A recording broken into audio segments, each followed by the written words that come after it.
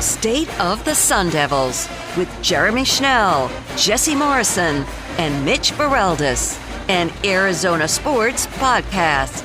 Hello and welcome inside Desert Financial Arena for the post-game edition of State of the Sun Devils alongside Jesse Morrison and Mitch Bareldes. I'm Jeremy Schnell. ASU beats USC 82-67, gets back on track after a tough loss earlier in the week to UCLA. Guys, let's start out with Bronny James. He played his first ever game here at Desert Financial Arena. Jesse, get your thoughts first. What do you think? He's got a lot of work to do. He can make some really good passes. Ball handling wise, that's where I think the work's got to come for him. ASU did a really good job against him and the rest of USC's team today, just forcing turnovers. It was an excellent performance defensively for Arizona State. Led to them getting this win. Mitch, it seemed like he was pretty good at passing, but when you're going up against a guy like Frankie Collins, who might be one of the best, if not the best defender in college basketball, it's going to be difficult to not turn the ball over. No, in all honesty, I think Frankie is going to be giving Bronny James nightmares after this one. That Frankie was up in his face. He forced the ball turnover. They had, They had two 10-second violations at the start of the second half, and a big part of that was the whole ASU defense today was just absurdly stellar. How many turnovers? 20-plus turnovers today forced by ASU? They had 5 in the first 5 minutes of the game. That's how you knew it was going to be a good defensive performance for ASU, and we got exactly that. And their second highest offensive outing as well today, which was everything that we've wanted to see. Yeah, 22 turnovers for USC. 6 of those steals that ASU got, they had 12. 6 of those steals came from Frankie Collins, all in the first half. We were talking about this at halftime, Mitch. He owns the record for most steals in a game for ASU at 8. And we're like, he might get 12 today. I feel partially responsible. So this is an apology to Frankie and ASU. I had mentioned, because you had told us, I believe the great SID, Doug Tamaro, mentioned that Frankie holds the single-game record and was currently at 6. He was 2 away from tying his own single-game record. Once that information got out there, he didn't get another steal for the rest of the game. And then later, at about 2.5 minutes left in the game, I mentioned that ASU was at 82 points, 2 away from their high in a single game this season, and then they scored 0 points the rest of the way. So I want to apologize. I feel partially responsible for ASU not scoring any more points down the stretch and Frankie not getting any more steals. We will make a poll on at AZ Sports Devils asking if Mitch is a jinx. Jesse, as we move into what ASU did well here today, they got the turnovers, but also three-point shooting was pretty good again. Yeah, only 31% on the game, but they opened up really well shooting the three. It kind of set the tone for the game, and then the rest of the game was the turnovers, was the points off of the turnovers, were the steals. And the number that is just really sticks out to me is the fact that it was a 22-9 difference in turnovers between USC's 22 and ASU's 9, which if that happens, you're going to win basketball games. And also ASU's rebounding effort toward the end of the first half with Bryant Salabange, 9 offensive rebounds in the first half. That was incredible. And they haven't been the best rebounding team this year, so to be able to do that in that stretch when it's so important, especially in college basketball, I've noticed, to have that momentum heading into the locker room at halftime. And ASU totally did that, and they were able to come out and kind of keep that momentum for the rest of the game.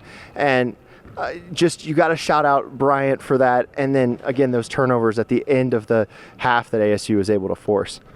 And Mitch, you look at the USC team, they played a lot of zone today, it seemed like. Yep. ASU was moving the ball a little bit better than what we've seen throughout this season.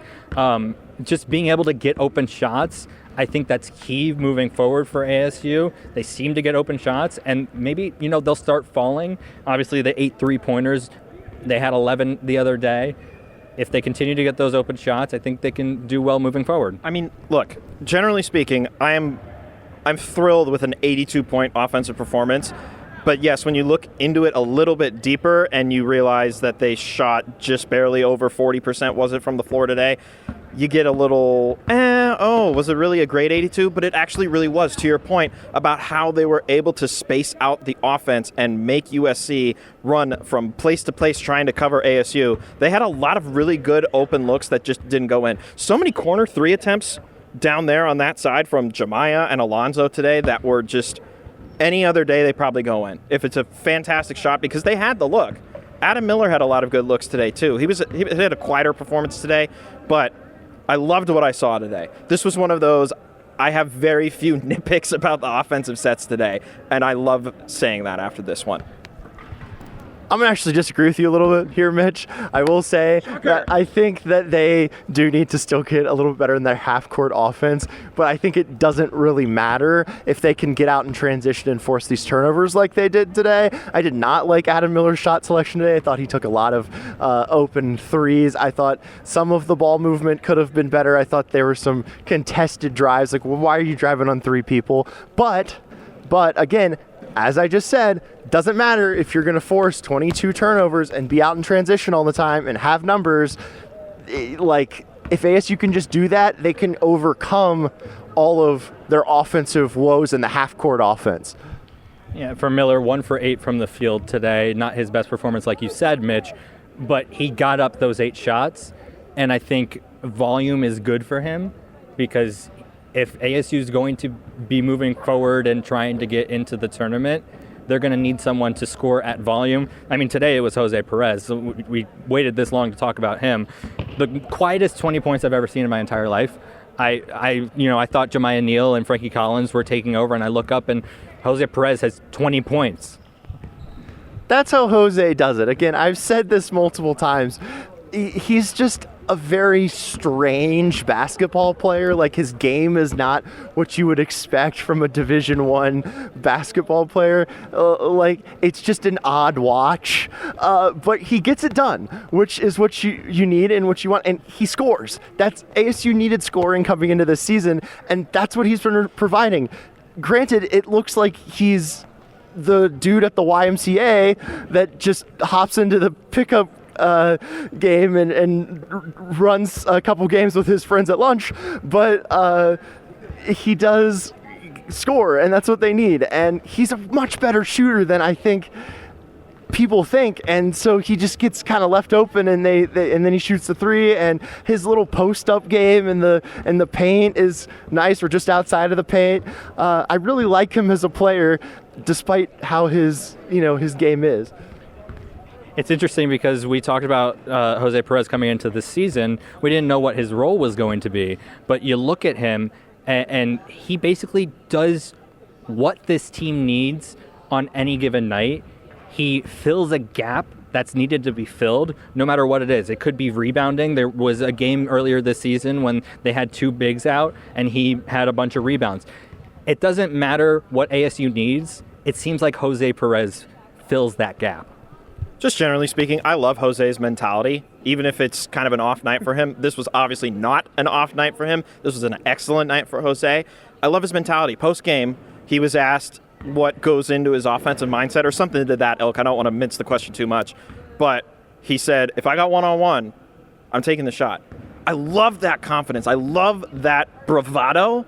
I love that, let's call it what it is. He's got dog in him. Jose Perez has got dog in him, right? When he sees the one-on-one, he takes it. That's just his mindset. And I love that aggressive mentality for an offense that has been not at this level for most of this year. If they can get that out of Jose from game to game, we're going to see a ton of 80-point performances out of this team.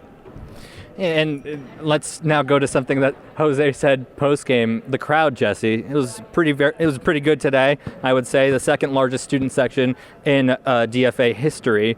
Jose Perez was asked if he ever heard a crowd like he heard today, and he said, "Yes, I've been in college for 6 years." But that's not to say this crowd was not amazing today. It was great.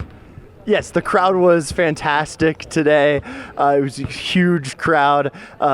That, again, adds into the whole just part of Jose Perez that just kind of makes him just like an odd player is just how many colleges he's been to and how long he's been in college. But yeah, I mean, the student section stretched forever today, and the fans were so loud, especially at the end of the first half, which Bobby Healey mentioned. That was an electric atmosphere today. We'll say that I don't love the booing of Bronny James or the people saying that he's overrated. Like, he didn't do anything but just be LeBron's kid. Like, he didn't choose that. So I just don't like it. And he's also coming off a heart attack quite recently. So didn't love that from the fans. But other than that, the crowd was really awesome today. And not just the students. There were a lot of fans here that just came to watch the game. And I think that maybe a little bit of it helps that it was during the day. Some more day games would be nice here, which I think they might get in the Big 12. And then, of course, the Bobby technical foul, Mitch. Last game, it was obviously the biggest turning point in the game, which was ASU just losing their composure. But after Bobby's technical foul, they seemed to quiet down and keep to themselves. The rest of the team didn't really argue with the refs. They smiled, they talked to the refs, they asked questions of the refs. They did not yell and say that was a terrible call. They were smiling and asking questions. Why? What did I do there? Please tell me, so that they can learn. The way you built that up, man, I tell you. It was interesting, too, because Bobby was asked about coming off of that rough UCLA loss and admitted that he was nervous heading into this matchup against USC, because you never know what the composure is going to be from these guys from game to game, right? And after a loss that took place this past Wednesday, it can kind of eat at you a little bit sometimes. But he also said that they benefited from the extra day. So the fact that they played on a Wednesday and then a Saturday as opposed to Thursday and Saturday, really benefited the team, and I think helped calm them down a ton. And we saw, I'm kicking myself, we didn't even bring it up this late. The composure was really good today outside of the technical foul. Yeah, like I said, I think it was good, and I think that as Doug Tamaro walks by, hi Doug. You know what I said. Yeah, no, the composure was good, and Jesse, I think that's what they have to do moving forward in order to, move into deeper into Pac-12 play. Yeah, the occasional technical foul from Bobby is fine, especially today. That was one of the worst calls I've ever seen. So, just where was that foul? Come on.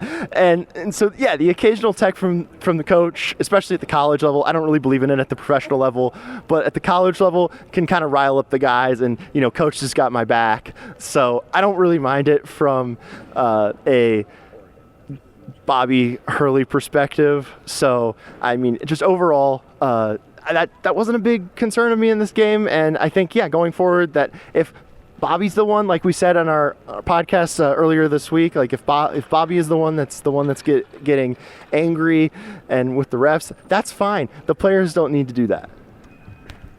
Now up to Oregon. They take on both Oregon schools, Oregon and Oregon State. The biggest game of their season so far will be against Oregon. I think there's a lot to think about when you're going into this game, but ASU put themselves in a good position today to build off of a nice win against this USC team. I mean, look, going in, Jose Perez said it best. It's for first place. Oregon, they've played awesome so far this year in conference play. It had been them and ASU that had been undefeated the first 4 games in, and Oregon is still playing out of their mind when it comes to conference play. So to Jose saying that this is for first place, absolutely. This is a massive weekend for ASU to maintain ground in what has been, to be honest, a pretty weak conference so far this year, Jesse. I think it's a must win, and here's why. ASU has 7 losses this season. They're trying to make the tournament. They're 4 games over 500. Yes, the 5-2 in the Pac-12 is a really good Pac-12 record, but 7 losses, and they're not great losses, most of them. So ASU needs to stack good wins, and this is a really good opportunity for them to get one of those good wins. So I think they have to win this game if they want to, continue hoping for that NCAA tournament berth. I think either way, however this game goes on Thursday, it's an opportunity for them to get a win, obviously, but it's also an opportunity for them to have a letdown on Saturday. So if they do win or they do lose, they cannot lose to Oregon State. They need to win on Saturday. 2 games, they only have 1 day off in between games, and they just have to be prepared for both teams and, play with some urgency, Mitch. Now, let's talk real quick. I'm gonna. Yeah. Go ahead, Jeremy. Go ahead. So real quick, Antonio Pierce is a head coach in the NFL, Jesse. Mm-hmm. That's weird, Yeah. especially as I spoke yesterday about this. He was one of the key conspirators in one of ASU's darkest moments. Back in 2021, Pierce, or 2022, excuse me, Pierce decided to step down and, go on to greener pastures. And allegedly, he was involved in some recruiting violations here at ASU. If ASU didn't have that, they could have had some pretty good seasons. Note how we have to say allegedly still, because we're, 3 years removed from the incident, and we still have no notice of allegations towards ASU? Thank you, NCAA. We're waiting for that, and Antonio Pierce is now a head coach in the NFL. You would think that, I think that teams do their due diligence well in the NFL, and I'm sure they love Antonio Pierce and his passion for the game. That's great. But as I've said before on this podcast, once a cheater, always a cheater. Please watch out for him in the NFL. If he's going to cheat at the NCAA level, what makes you think he is not going to at the NFL level? I agree wholeheartedly with that, and I just don't understand why he, Herm, and Adam Brenneman, who is also accused of things at Arizona State, why they continue to fall up. Herm, you can hear him all day on Sundays on ESPN Radio talking about the NFL. He vouched for Antonio Pierce to get the Raiders job, which is awesome. And then that's sarcasm. And then Adam Brenneman's got all these big time broadcasting gigs and then TikTok that's going well. And then you see Antonio Pierce getting the head coach job, not interim head coach job, full on head coach job for the Las Vegas Raiders. So, I guess just to me, this just proves that I guess like in life, you just cheat your way to the top. Like it's just, what are we doing? My turn? Okay. Yeah. I think the take that I agree with the most I saw from Joe Healey, who does Speak of the Devils, but he put it like this. I'm sure, or something to the ilk of, Antonio Pierce is still a great motivator, still a great coach. He's still great as far as teaching the game of football and motivating people to do the day in, day out. But he cheated. And he's still, allegedly, NCAA, speed your ass up, come on. And yet he still gets rewarded as a result of this misdoing, this alleged misdoing. And that's where the frustration lies for me.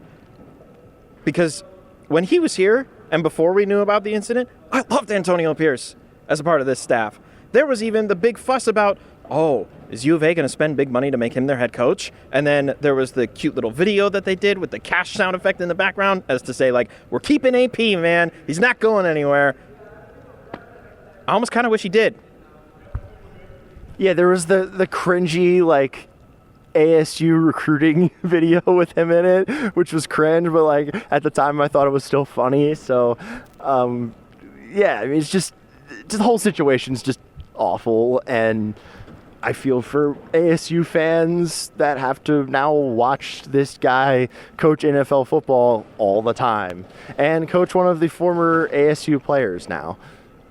What kind of what kind of example does this set for people that, kids that want to get into football, right? He's he's one of 32 coaches in the NFL. It baffles me. Anyway, ASU wins this one 82-67. What a game it was. It was a lot of fun. Big crowd, second biggest student section in DFA history. Great job by the fans who showed out today. And yeah. This environment has to be better than GCU. Come on. Of course, he needed to say that. Anyway, that's going to do it for this edition of State of the Sun Devils. Thank you so much for listening. You can follow us on Twitter, Instagram, Facebook, and Threads. We have Threads. At AZ Sports Devils on every single platform you can find. You can also find all the articles that are written about Arizona State athletics on arizonasports.com. Alex Weiner will have a recap article right there for you to read and put our words that we said into a written form. So he does a great job over at arizonasports.com. Please go and check that out. Also, on YouTube, we're on the court right now at DFA. You can look and see that we're here. We have our video on the Arizona Sports YouTube channel, and if you want to follow us there and subscribe, please make sure to do so, because we do almost every podcast on there. Again, that's going to do it for this edition of State of the Sun Devils. Thank you so much for listening, alongside my good friends Jesse Morrison and Mitch Feraldis. Good friends? I'm Jeremy Schnell. We will talk to you next week.